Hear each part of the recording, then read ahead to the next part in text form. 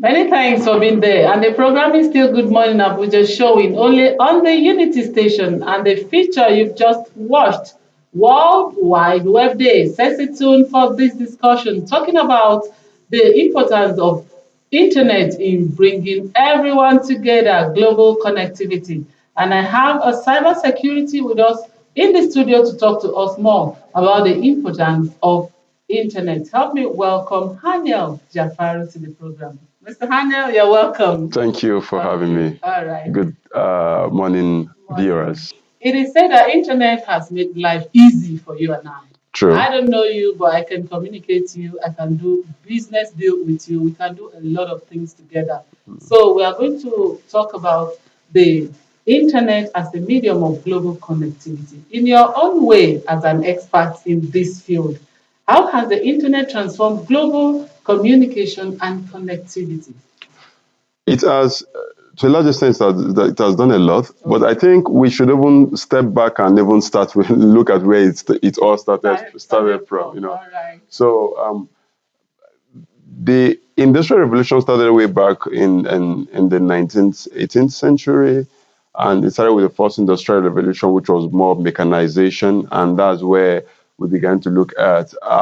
Before then, agricultural products has always been done with hands, so they had to introduce machines to start doing it. That's first industrial revolution, and because of the way things were going that time, because that was also the period of industrialization where factories were all starting up and all that. So factory workers were not being taken care of. So there was a strike. And that strike now brought about government intervening into bringing out policies that brought about the second industrial revolution.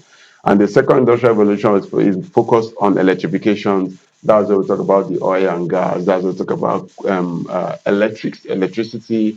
That's where we talk about steel, bringing in steel is ions into the system, and that brought a whole lot of innovations like our planes, like our cars, anything steel, metal. That was the second industrial revolution. But again, the third industrial revolution started after the Second World War, which was 1969. And it was focused on automation, and that's where computing started from. In fact, the research on computing started way before then, but it was better during even the Second World War when Alan Turing and his team brought about a whole lot of designing a machine that was able to decrypt the Nazi police system, which is the German police system, communication system. And that computer system continue to grow and ensure that humans can automate tasks as against humans doing the task themselves. They can set in the process and go to bed, and the process would all flow by itself.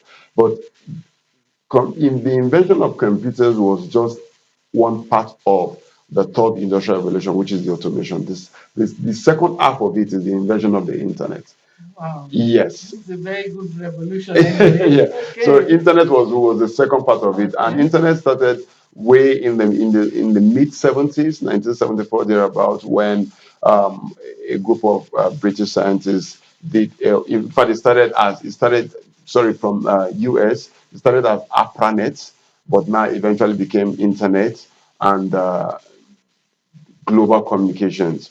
But now, even the internet, most persons generally assume the internet to be just one of the things you do with the internet is just to browse. But browsing is just one. No, most persons generalize that browsing is the only thing you do on the internet.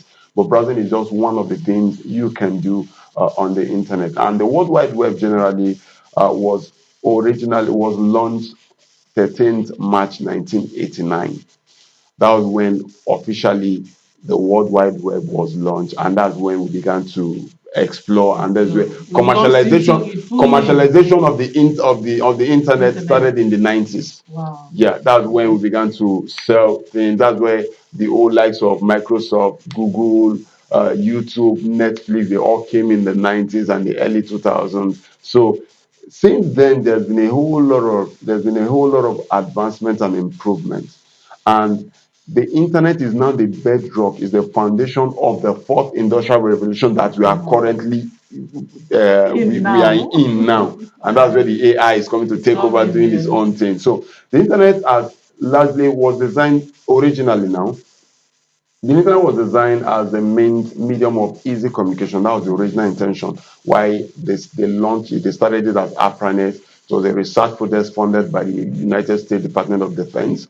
And the aim was for research centers to be able to communicate with each other in the University of California there in the US. So research centers, they needed research centers to be able to communicate with each other, and they were able to do it well. And they found out that why limit it to research centers? You can just take it out and allow the globe to be able to communicate with each other, and that's how it became a global thing and was now known as the internet. Because when it was a research center communication, it was known as ARPANET. ARPANET. Yes. Now, the internet. Wow. Very interesting. Having given us this whole background history on how internet came into being and how we are really enjoying it, using it to explore and bringing more innovation. I want you to talk to us more.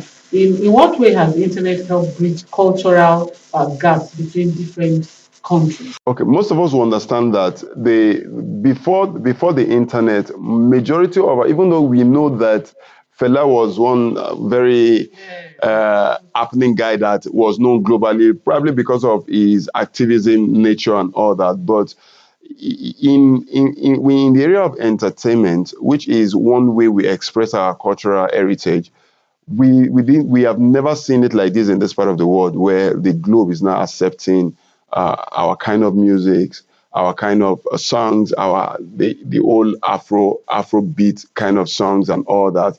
And that's one way the internet has helped in ensuring that we're able to sell our culture to the world.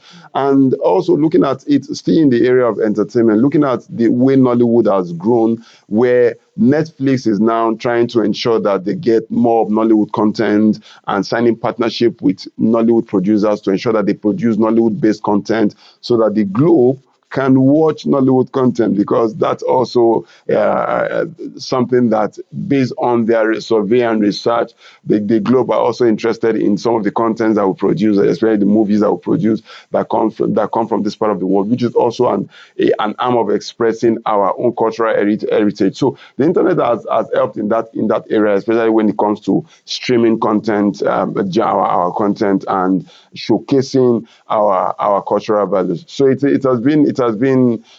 has been good for us as a country that we got involved, even though we got involved quite late. But yeah, we are still among the first African countries that got connected to the internet way in the 2000s.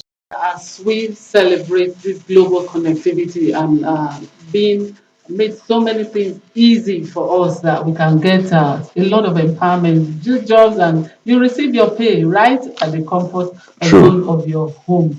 We want to talk about the other side of it. We know the youth, the first of the youth has gone on the internet, and so many things are happening there.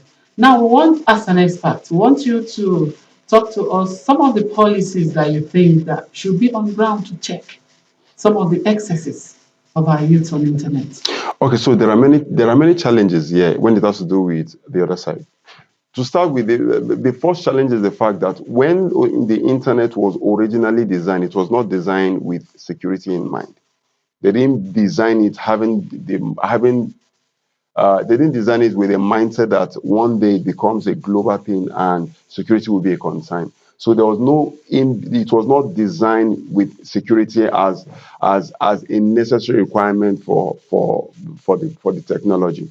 So that's a huge concern, because as it is now, every other thing we're doing, we're just adding security on the way. It is different from when you design it with security, then you know that security goes along with it. But now we are adding security on the way, and the security that we are adding, as the internet, as it keeps evolving, there will now be need for us to also, for the security we are adding to evolve.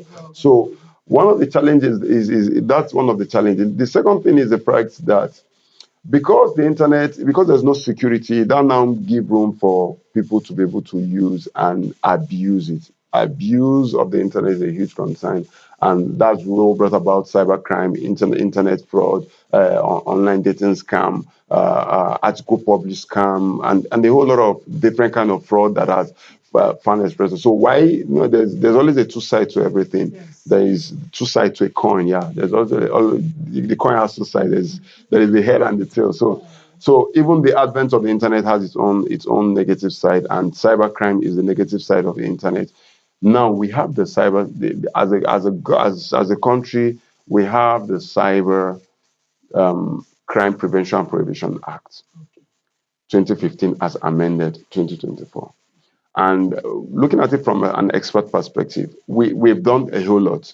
At least we're amongst the 83% of African countries that have an act legally that addresses cybercrime issues. But beyond that, we also have the Electronic Evidence Act, which also means that we are among the 22% of African countries that have that act, that have that. So we are doing well as a country. As an expert in this field, if I allow you, you go on and on and on, I won't leave here. I've been given a sign already, but quickly before we go, your final word, your advice on the proper usage of the internet before we go quickly. I would want to just advise those who usually fall victim to social media account takeover.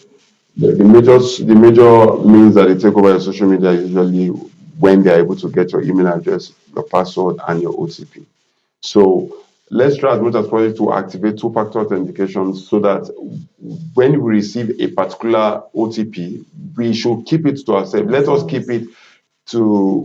it be as sacred as our PIN. We are not supposed to share it or give it to anybody, because the day you give that OTP to someone, probably a criminal, that's the day you lose your account. And it becomes a process for you to recover, if you will recover, because some persons just say, you know what, let's open another one, instead of passing through the stress. Yeah, so let's try as much as possible to avoid sharing our OTP. Okay, thank you so much It's a pleasure for your time with us on the program this morning. It's a We pleasure. do really appreciate you. Thank you so much. Our cybersecurity expert, Jafaru Haniel, has told us a lot as we celebrate World Wide Web today. Yes, it is a medium for global connectivity. The internet has indeed united all of us, all the countries together. Let's ensure the proper usage of the internet. The program is Good Morning Abuja. Let's go on this quick break. When we come back, we have more for you. Stay with us.